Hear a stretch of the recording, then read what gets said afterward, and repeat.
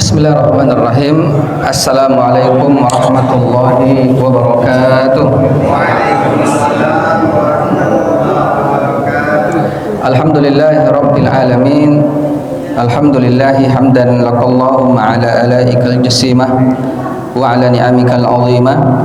Wassalatu wassalamu ala sayyidina wa maulana Muhammad wa ala alihi wa ashabihi wa man tabi'ahum bi ihsanin ila yaumiddin, amma ba'd. Rabbi shrah li sadri wa yassir li amri wa hlul 'uqdatam min lisani yafqahu qawli. Subhanaka la ilma lana illa ma 'allamtana innaka antal alimul hakim. Alhamdulillah, kita bersyukur kepada Allah atas segala nikmat yang dikaruniakan kepada kita semua, apapun bentuk nikmatnya, baik yang besar apalagi termasuk yang kecil, ya. Mudah-mudahan nikmat-nikmat itu tidak lupa untuk kita syukuri, dan insya Allah akan ditambah oleh Allah nikmat-nikmat yang lain kalau kita pandai bersyukur. Amin ya rabbal alamin.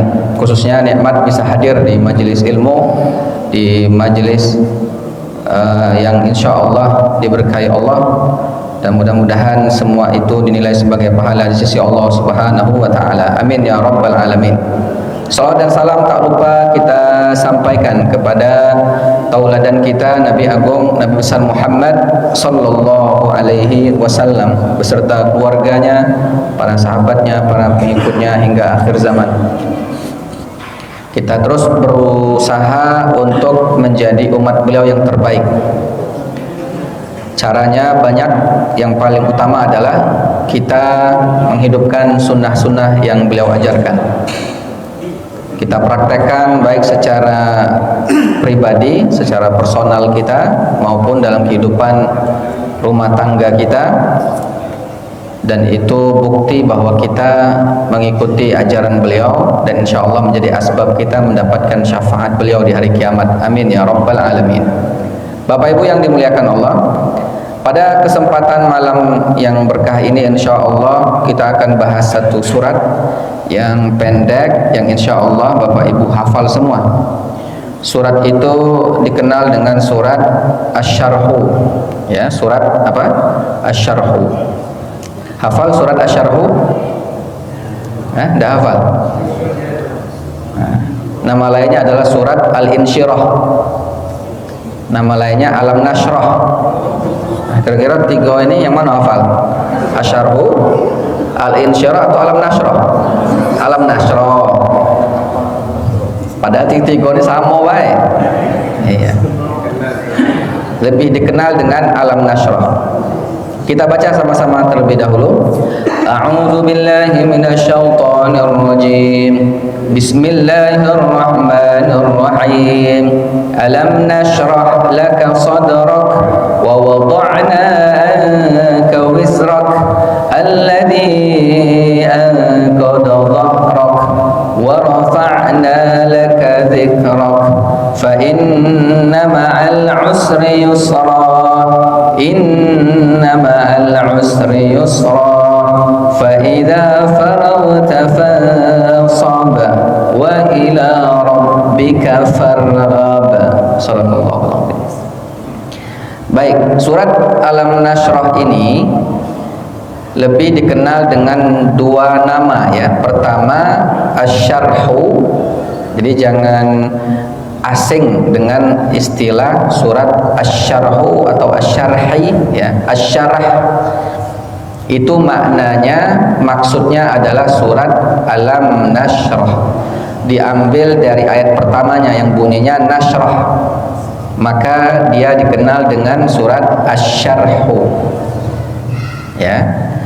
Yang kedua, nama ini mungkin lebih juga sering kita dengar, yaitu surat Al-Insyirah. Al-Insyirah diambil juga dengan ayat yang pertama Alam Nashrah, Al-Insyirah, ya. Yang ketiga, surat ini yang mungkin nama ini yang sangat familiar, yaitu surat Alam Nashrah. Memang kita lebih mengenal surat itu kalau dinamakan dengan ayat pertamanya.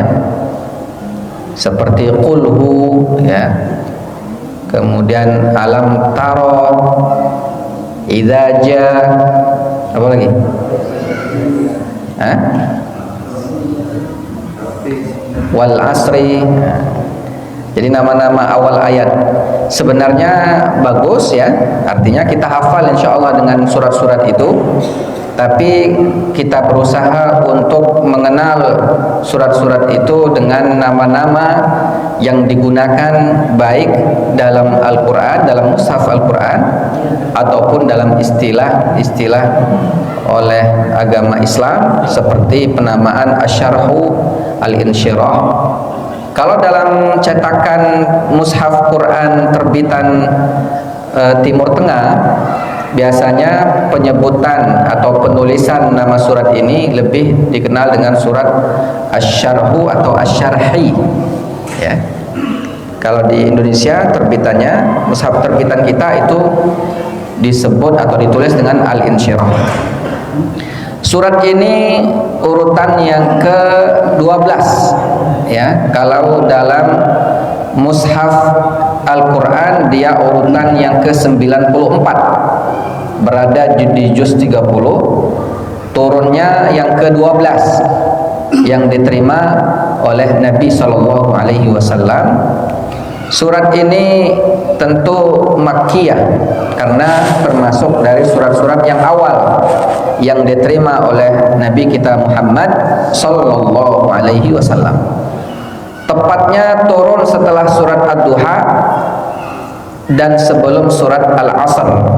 Ad-Duha turun, berikutnya Alam Nashrah, berikutnya surat Al-Asr. Jumlah ayatnya pendek, 8 ayat. Makanya banyak dari kaum muslimin yang hafal dengan surat Al-Insyirah ini. Ayat ini Bapak Ibu yang dimuliakan Allah ya, dimulai dengan firman-Nya yang berbunyi A'udzubillahi minasyaitonirrajim. Bismillahirrahmanirrahim. Alam nashrah laka sadrak.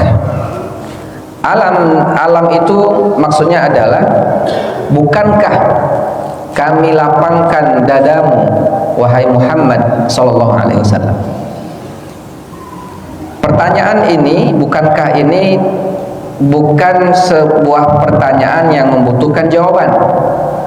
Tapi dalam tafsir Al-Wasit, Syekh Muhammad Said Tantawi rahimahullah, beliau memaknai, menjelaskan pertanyaan itu adalah litakrir, justru untuk menegaskan ya, untuk menegaskan dan memastikan bahwa betul-betul Nabi Muhammad SAW itu dadanya dilapangkan oleh Allah Ta'ala. Wa hadha taqrir al-maqsud bihi at-tadhkir hatta yudawim ala syukrihi ta'ala. Dan penegasan ayat ini agar Nabi SAW tentunya berlaku juga buat kita, untuk ingat selalu dengan nikmat yang Allah Subhanahu wa Ta'ala berikan. At-tazkir artinya kita diingatkan terhadap nikmat yang Allah karuniakan. Dalam konteks ayat ini adalah diberikan kelapangan dada. Asyarhu, alam nashrah ya, yang kemudian disebut dengan surat Al-Insyirah atau asyarhi atau asyarhu ini merupakan maknanya al-bastu li syai'in wa tawsi'atuhu, melapangkan, diluaskan. Kalau dalam istilah kitab-kitab para ulama ada disebut dengan syarah ya, ada misalkan ada teks matan, teks sebuah tulisan ulama, nanti di bawahnya ada syarah. Syarah itu maksudnya adalah menjelaskan sesuatu yang umum, didetailkan, sesuatu yang tidak jelas diperjelas dalam syarah. Nah, itulah makna syarah, diambil juga dari kalimat ini. Nah, termasuk juga yang konteks ayat ini adalah yang dilapangkan itu adalah dada. Dada siapa yang dilapangkan? Dada Nabi Muhammad sallallahu alaihi wasallam. Apa maksud dilapangkan dada? Kita bacakan tafsirnya. tausi'atuhu wa fathuhu liqabulin kulli ma huwa minal fadail wal kamalat an-nafsiyah.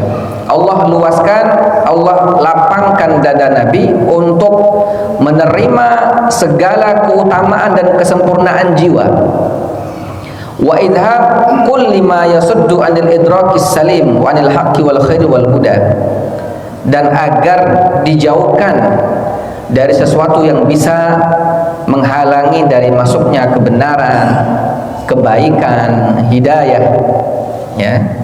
Makanya makna melapangkan dada itu, dilapangkan, diluaskan dada biar kesempurnaan itu semakin masuk, ya, semakin mudah diterima oleh Nabi Muhammad SAW.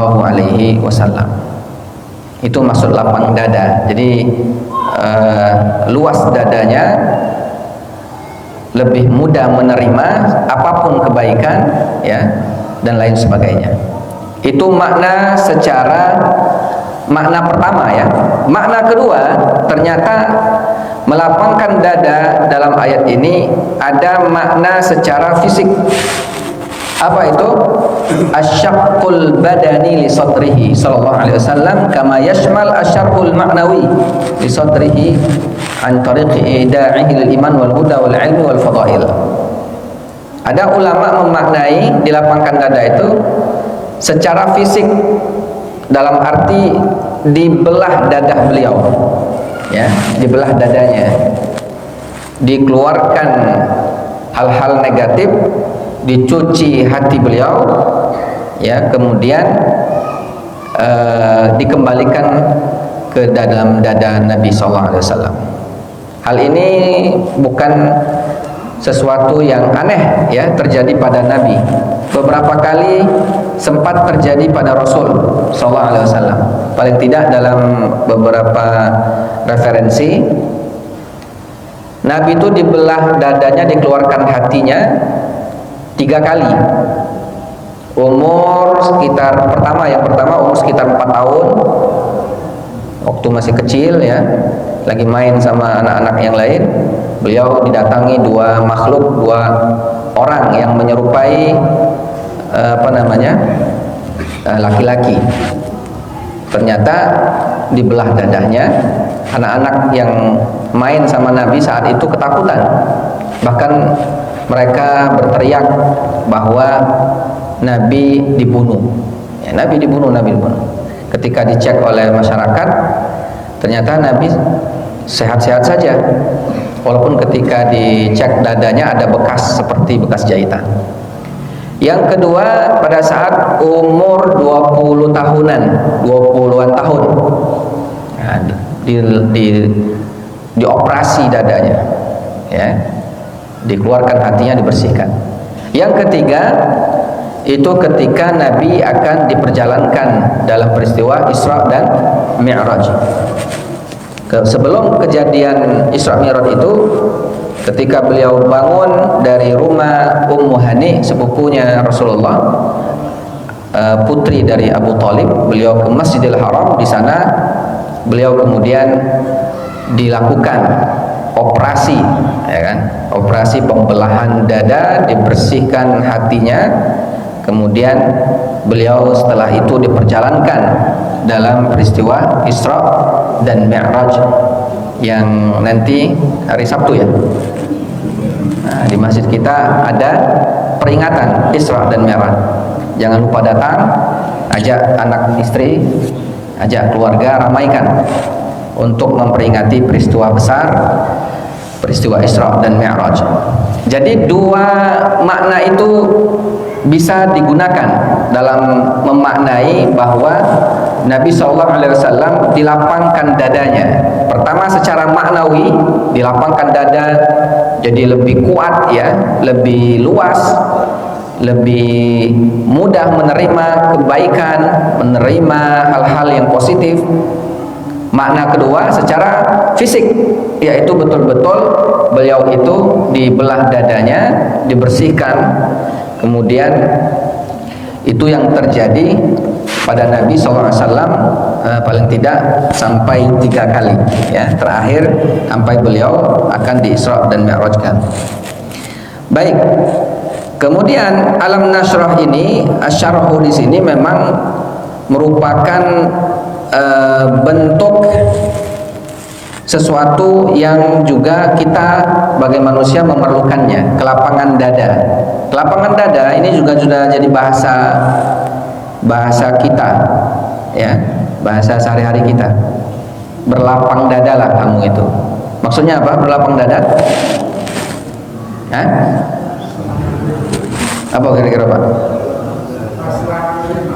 Ya, ya, pasrah menerima, bersabar gitu ya, melapangkan dada. Karena lapang dada itu bahasa lainnya adalah bahasa saingannya adalah dadanya sempit. Kalau dada sempit itu istilah untuk bernapas susah, ya kan? Tidak tenang begitu, tidak mudah begitu memaafkan. Makanya ada istilah lapang dada.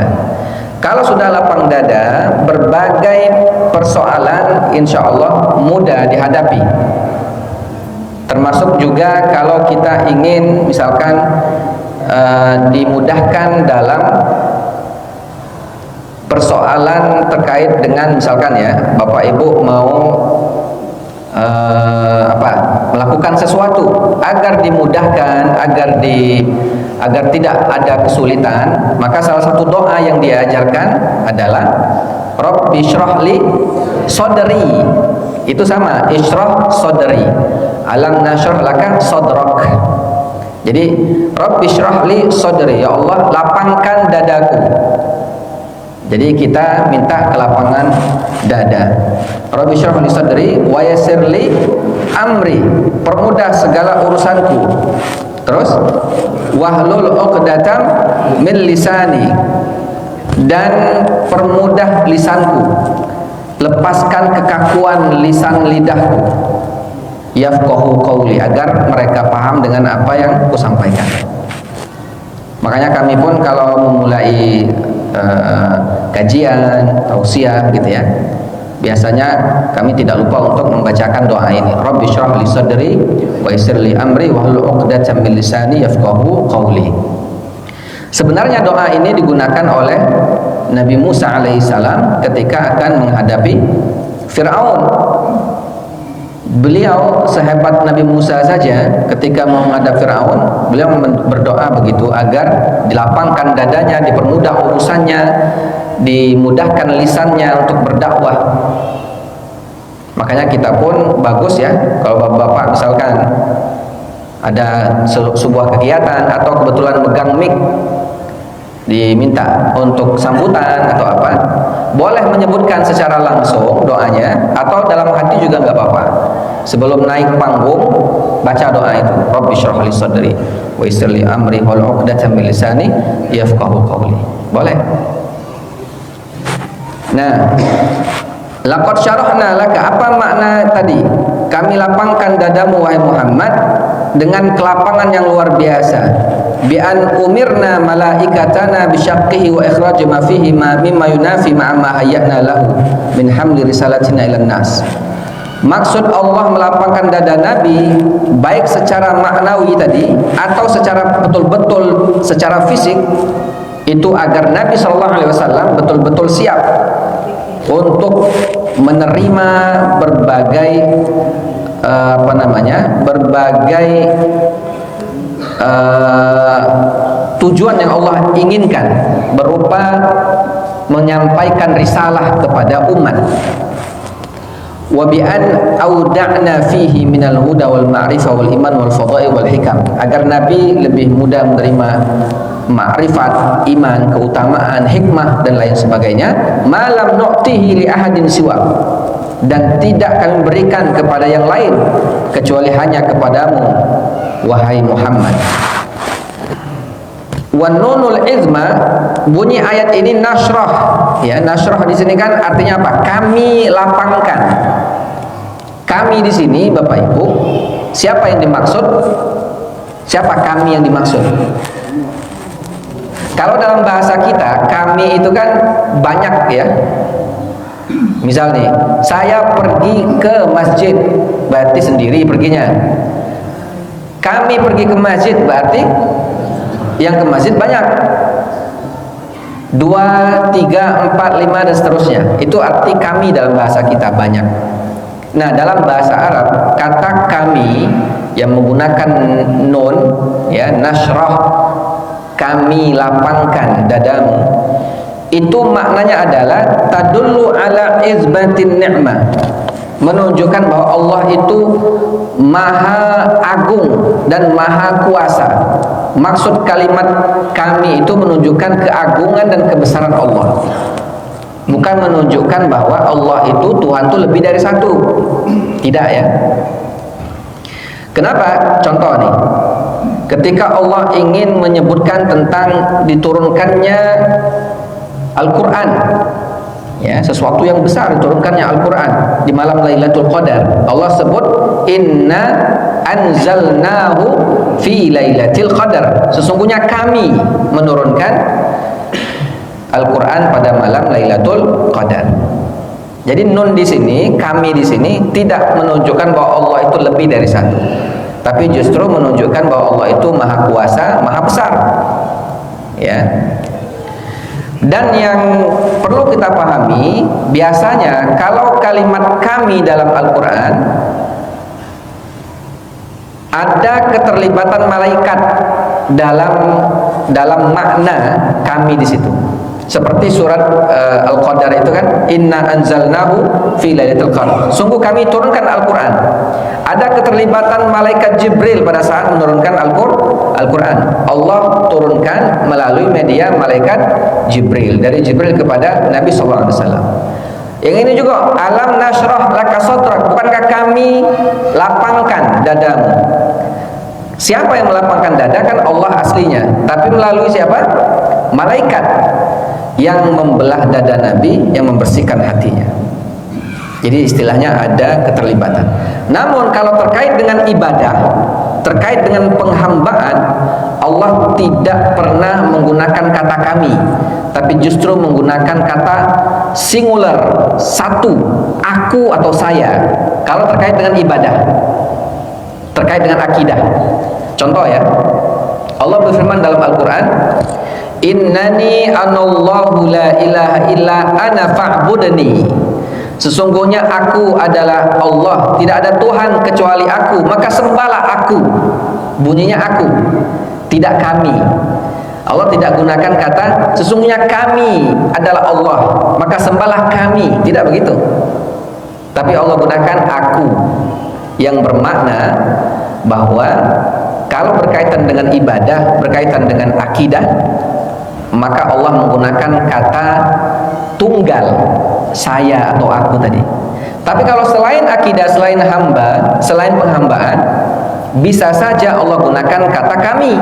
Seperti tadi, ketika membelah dada Nabi, ketika menurunkan Al-Quran, itu Allah gunakan istilah kami. Gitu, ya. Jadi jangan bingung ketika Allah gunakan kata kami dalam Al-Quran. Baik, alam nashrah laka. Laka di sini untuk siapa? Untuk Nabi Muhammad. Laka itu untukmu wahai Muhammad, ya. Yang bermakna bahwa min ajli tashrif, untuk memberikan kemuliaan kepada Nabi sallallahu alaihi wasallam. Baik.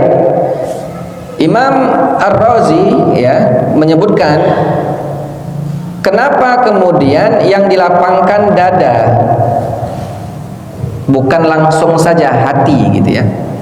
Dan lapang hati, langsung saja hati. Kenapa? Beliau menjawab, anna mahallal waswasata huwas sadr, karena yang menjadi objek setan ketika membisiki hal-hal jahat itu adalah dada. Makanya dalam ayat surat An-Nas pernah kita jelaskan, bunyinya alladzi yuwaswis fi sudurin nas, yang membisikkan hal-hal jahat pada dada manusia. Kenapa dada manusia? Karena kan dada inilah yang menjadi benteng utama, ya, menjadi benteng utama terhadap hati yang ada di dalamnya. Kalau benteng ini sudah tembus oleh bisikan setan, maka setan akan mudah untuk menggoda manusia. Fasyaitanu yaji'u ila sadri alladhi huwa hisnul qalbi. Setan itu datang, dia ingin menembus dada manusia, karena dada itu sekali lagi bagian dari yang melindungi hati manusia. Fa idza wajada maslakan aghara fihi, kalau dia sudah dapat celah, ya, maka ini akan menjadi masalah buat manusia itu sendiri, dia akan mudah dipengaruhi, ya. Baik, alam nashrah laka sadrak, ayat kedua apa? Wa wada'na anka wizrak, ayat ketiganya alladzi anqadha dhahrak. Apa makna ayat ini? Maknanya adalah, dan kami hilangkan kepadamu apa yang menjadi sulit buatmu atau bebanmu. Kami hilangkan darimu bebanmu, ya. Wa wada'na itu artinya kami hilangkan. Jadi Nabi Shallallahu Alaihi Wasallam dihilangkan bebannya oleh Allah Subhanahu Wa Taala. Ada makna kedua, kami hilangkan dosamu. Nah, di sini tentu jadi persoalan, ya, ketika ada memaknai wizrak itu sebagai dosa, karena Nabi Shallallahu Alaihi Wasallam kan sebagai Nabi tentu dia terhindar dari salah dan dosa, sehingga memaknai wizrak sebagai dosa ini banyak tidak diterima oleh para ulama. Kami hilangkan padamu dosamu. Nabi kan maksum, ya, terhindar dari salah dan dosa. Yang menyebut kata wizrak sebagai dosa sebenarnya juga mereka menyebut dosa kesalahan yang dilakukan Nabi sebelum diangkat sebagai Nabi dan Rasul. Sebagai manusia biasa tentu ada saja kesalahan dan kekeliruan, maka Allah hilangkan dosa itu dengan cara diampuni, ya, diampuni terhadap kesalahan tersebut. Walaupun tentu sebagaimana disebut oleh Syekh Sayyid Tantawi rahimahullah, yang paling tepat memaknainya adalah kami menurunkan atau menghilangkan beban Nabi, ya, beban-beban yang beliau alami. Kenapa beliau ada beban? Oh, jelas, ya, yang namanya Nabi bebannya berat, Pak. Jadi kalau Nabi dimuliakan itu kan wajar, karena bebannya berat. Sehingga ketika Allah sebut wa wada'na anka wizrak, maka beban-beban itu dihilangkan oleh Allah Subhanahu wa taala, sehingga Nabi pun akhirnya bisa dengan tenang, ya, menyampaikan risalah Allah kepada umat. Wa wada'na anka wizrak. Jadi makna yang dihilangkan itu bukan dosa, ya, tapi lebih tepatnya adalah beban. Alladzi anqadha zahrak, yang telah memberikan punggungmu terasa berat, ya, yang memberatkan punggungmu. Artinya kalau memberatkan punggung itu bisa dimaknai, bisa kita pahami, maksudnya adalah beban. Kalau dosa kan kurang tepat kalau memaknainya sebagai dosa. Tapi kalau memberatkan punggung berarti kan biasanya beban yang ada, sehingga disebut alladzi anqadha zahrak, yang kami hilangkan, ya, kami yang memberatkan punggungmu itu kami hilangkan. Ya, itu maknanya. Baik, kita bacakan tafsir dari Syekh Sayyid Tantawi, ya. Beliau menyebut wal murad wallahu ta'ala a'la wa alam. Allah maha tahu dan maha mulia bahwa Nabi SAW ketika awal-awal beliau berdakwah, beliau banyak menemui berbagai macam ujian, ya.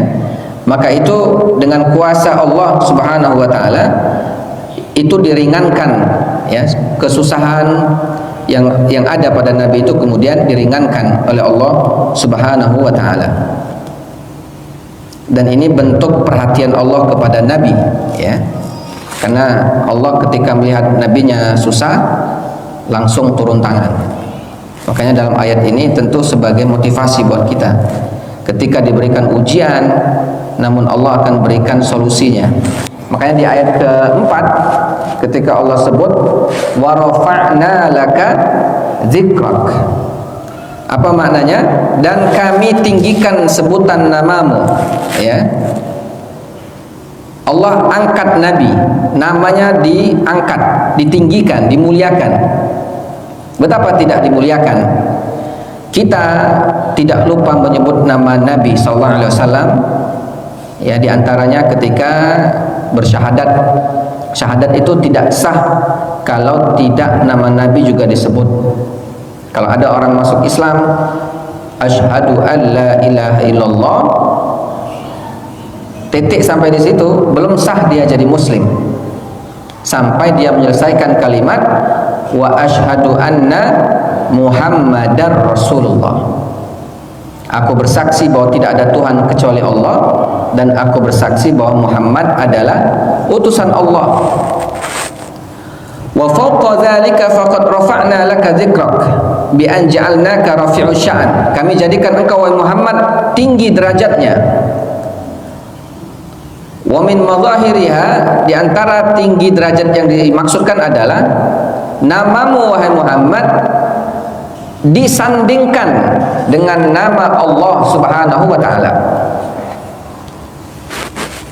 Masih ingat kisah ketika Nabi Adam alaihissalam meminta ampun kepada Allah? Tiba-tiba salah satu doa yang Nabi Adam ucapkan adalah menyebut nama Nabi Muhammad. Apa kata Nabi Adam? Rabbi lamma ghafartali as'aluka bihaqqi Muhammadin lamma ghafartali.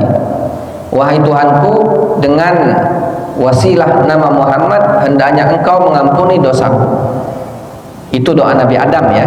Yang saat itu cuman ada dua manusia, yaitu Nabi Adam dan Siti Hawa. Tiba-tiba Nabi Adam menyebut nama Muhammad. Allah Subhanahu wa taala nanya, aina arafta Muhammadan wa lam akhluqhu ba'd? Kaifa arafta Muhammadan? Bagaimana kau tahu nama Muhammad padahal dia belum aku ciptakan? Apa jawab Nabi Adam? Nah, ini jawaban dia. Ra'aitu, ketika kau ciptakan aku ya Allah, rafa'tu ra'si, aku mengangkat kepalaku, fara'aitu ala qawa'imil arsh, dan aku melihat tertulis di arsy-Mu kalimat la ilaha illallah Muhammadur Rasulullah. Jadi la ilaha illallah Allah Muhammadur Rasulullah. Ada Allah, ada Muhammad. Maka Nabi Adam cerdas. Ini nama Muhammad ini bukan nama sembarangan.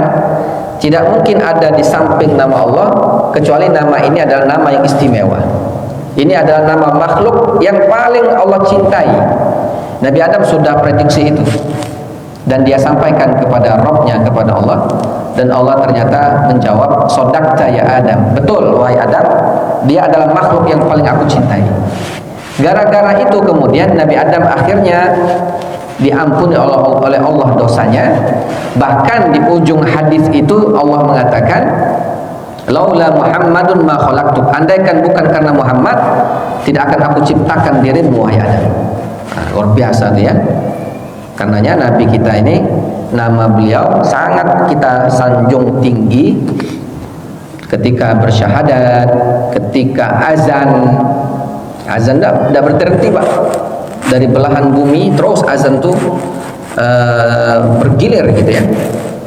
Dan ketika azan ada bunyi nama Nabi kita, asyhadu anna Muhammadar Rasulullah. Muhammadar ya, bukan Muhammadur. Asyhadu anna Muhammadar Rasulullah. Setelah kita mengucapkan asyhadu an la ilaha illallah.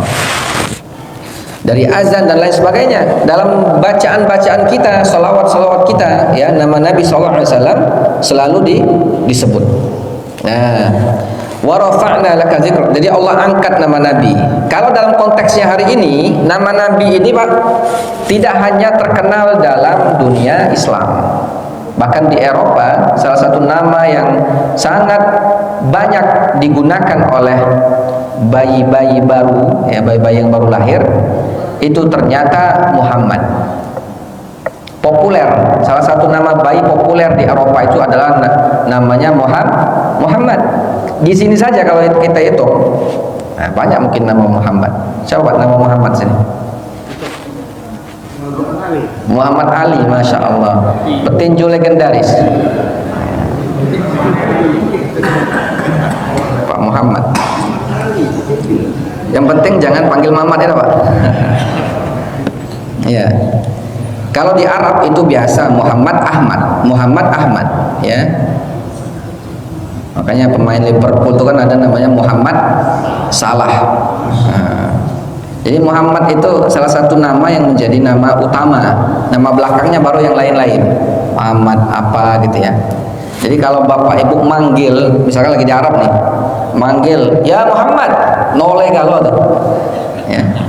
Karena nama dia Muhammad. Wa rafa'na laka dzikrak. Jadi kami tinggikan sebutan wahai Nabi. Baik, berikutnya adalah fa inna ma'al usri yusra. Nah, di sini Allah sebut bahwa sesungguhnya bersama kesulitan itu ada kemudahan. Menariknya ayat ini tidak sekali disebut tapi dua kali. Inna ma'al usri yusra, fa inna ma'al usri yusra, inna ma'al usri yusra. Ayat ini dua kali disebut. Kenapa dua kali disebut? Ulama menjelaskan karena Allah ingin kita tahu bahwa setiap ada kesulitan itu sepaket dengan kemudahan yang dipersiapkan. Dan kalau Bapak perhatikan ya, Bapak Ibu perhatikan ayat ini antara kata al-usri dengan yusra. Jadi main dulu. Al-usri itu sulit artinya. Yusra itu mudah.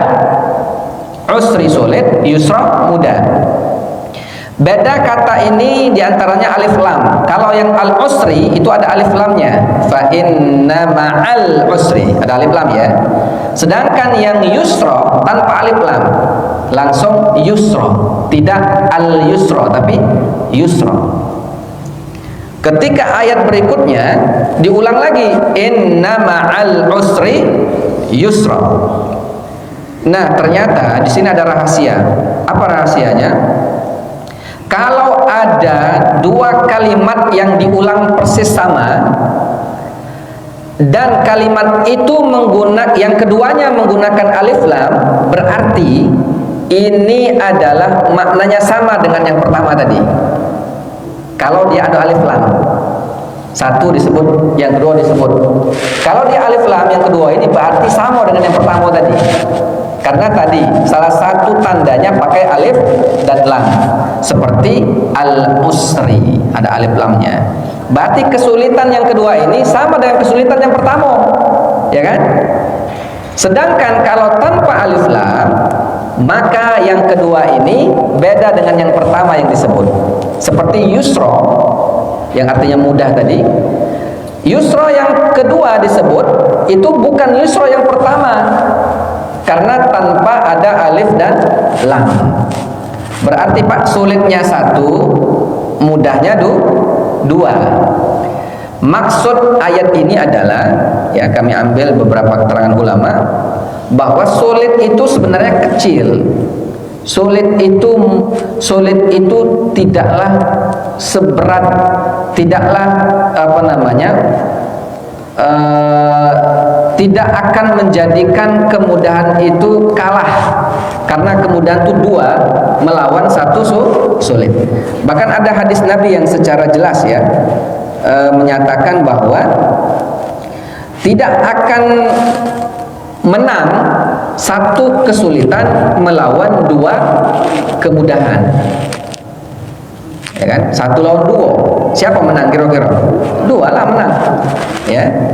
Maka itu ayat ini memberi motivasi, sesungguhnya kesulitan itu sebenarnya sudah Allah siapkan kemudahannya. Bahkan kemudahan itu lebih besar dibandingkan dengan kesulitan yang diberikan.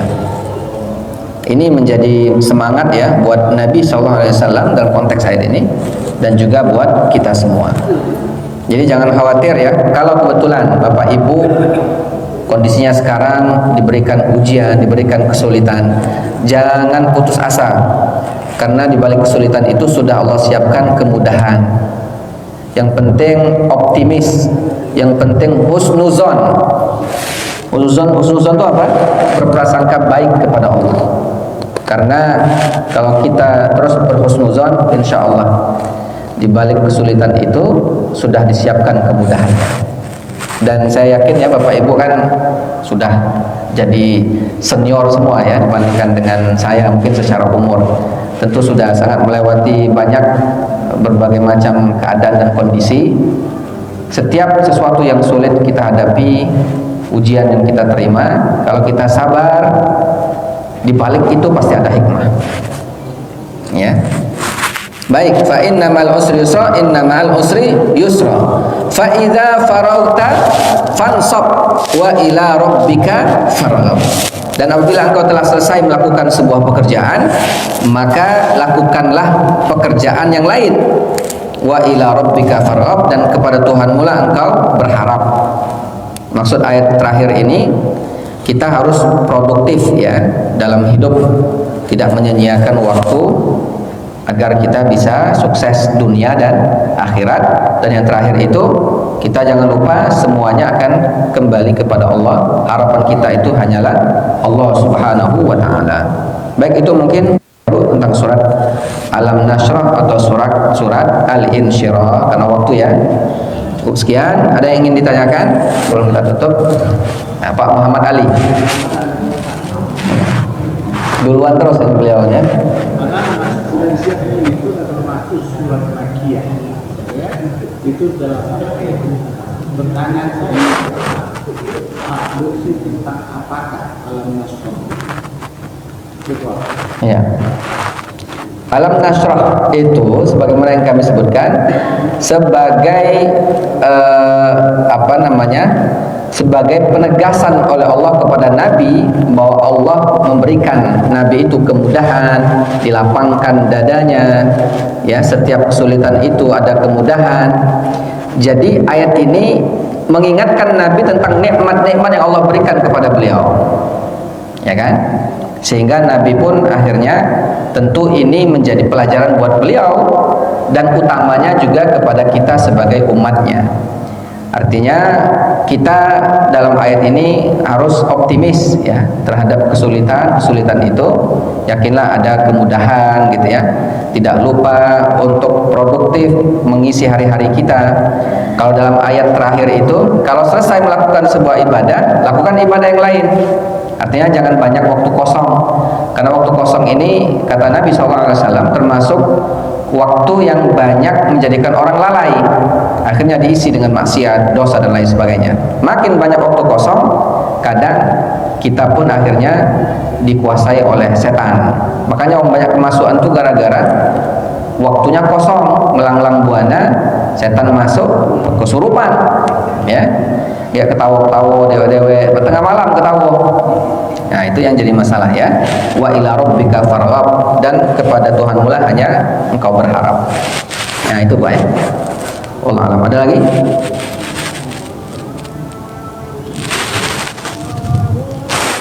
Nah, bunyi azan. Ada lagi? Sebelum kita tutup, ibu-ibu ada?